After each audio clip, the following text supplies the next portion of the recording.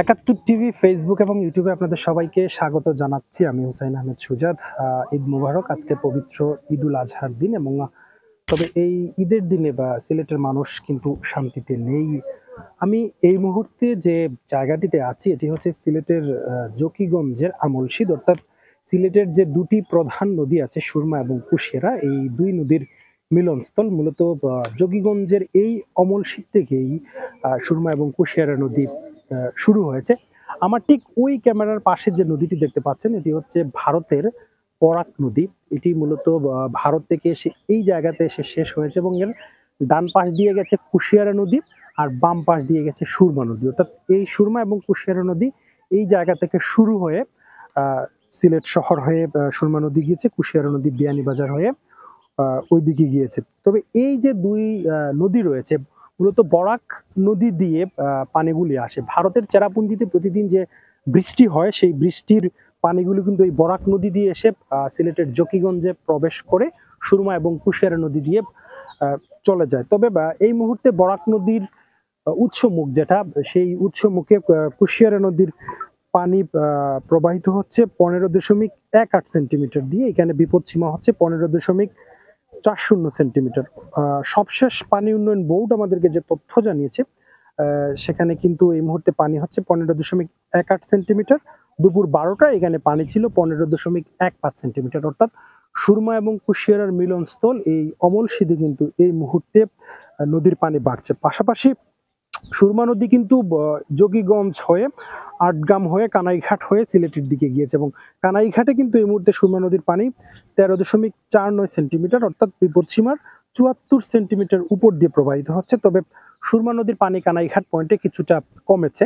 এদিকে সিলেট শহরে কিন্তু সুরমা নদীর পানি এখনো বিপদসীমার নিচে রয়েছে। দুপুর 12টায় যেখানে ছিল 10.34 সেন্টিমিটার, এই মুহূর্তে সিলেট শহরে 10.33 সেন্টিমিটার।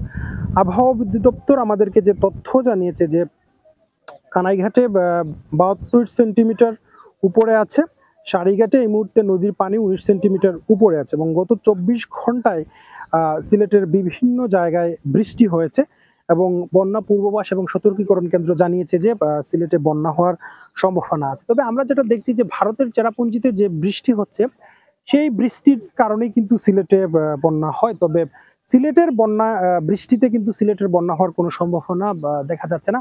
তো এই অমলশিদ পয়েন্ট থেকেই কিন্তু মূলত সুরমা এবং কুশিয়ারা নদী শুরু হয়েছে এবং এই সুরমা এবং কুশিয়ারা নদী ভারতের একটি নদী বরাক, সেই নদীর পানি কিন্তু পুরোপুরি বহন করতে পারছে না। বিভিন্ন জায়গায় বাঁধ উঠছে, পানি যাচ্ছে, সিলেট শহরে পানি প্রবেশ করছে। তার মূল কারণ হচ্ছে সমগ্র নদী কিন্তু এই মুহূর্তে ভরাট হয়ে আছে। এই যে নদী ভরাট হয়ে আছে, উৎস মুখটাই কিন্তু অনেকটা ভরাট হয়ে গেছে বিভিন্নভাবে।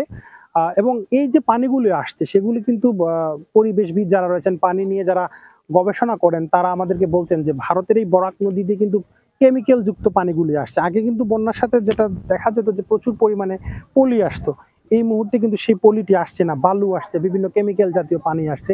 তো নদীর উৎস মুখে কিন্তু এই মুহূর্তে কুশিয়ারা নদীর পানি বিপদসীমার নিচে রয়েছে, পাশাপাশি সুরমা নদীর পানিও কিন্তু একটা সহনীয় পর্যায়ে রয়েছে।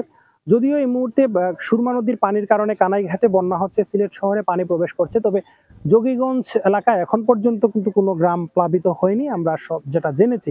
তবে গত কয়েকদিন আগে যে বন্যা হয়েছিল সেই বন্যায় কিন্তু জকিগঞ্জের বিভিন্ন গ্রাম পানিতে প্লাবিত হয়েছিল এবং এই মুহূর্তে যে হারে এই উৎসমুখে পানি বাড়ছে, সে হারে বলা যেতে পারে যে যদি পানি বৃদ্ধি অটুট থাকে এবং ভারতের চেরাপুঞ্জিতে যদি বৃষ্টি হয় তাহলে কিন্তু সিলেটের এই জকিগঞ্জে বন্যা দেখা দিতে পারে এবং যদি বৃষ্টি না হয় তাহলে সিলেটের মানুষের জন্য ভালো। তবে আবহাওয়া অধিদপ্তরের তথ্য মতে তারা বলছে যে যেহেতু বৃষ্টি হবে, তবে ভারতের চেরাপুঞ্জিতে বৃষ্টি হলে সিলেটের বন্যা হবে, আর যদি ভারতের চেরাপুঞ্জিতে বৃষ্টি কমে যায় তাহলে কিন্তু পানি কমে যাবে। আজকে দিনভর বৃষ্টি হলেও কিন্তু এই মুহূর্তে বৃষ্টি কমে যাওয়ায় সিলেটে সুরমা নদীর পানি কমছে, পাশাপাশি কুশিয়ারা নদীর পানি উৎসমুখে বাড়ছে, তবে অন্যান্য স্থানে কমছে।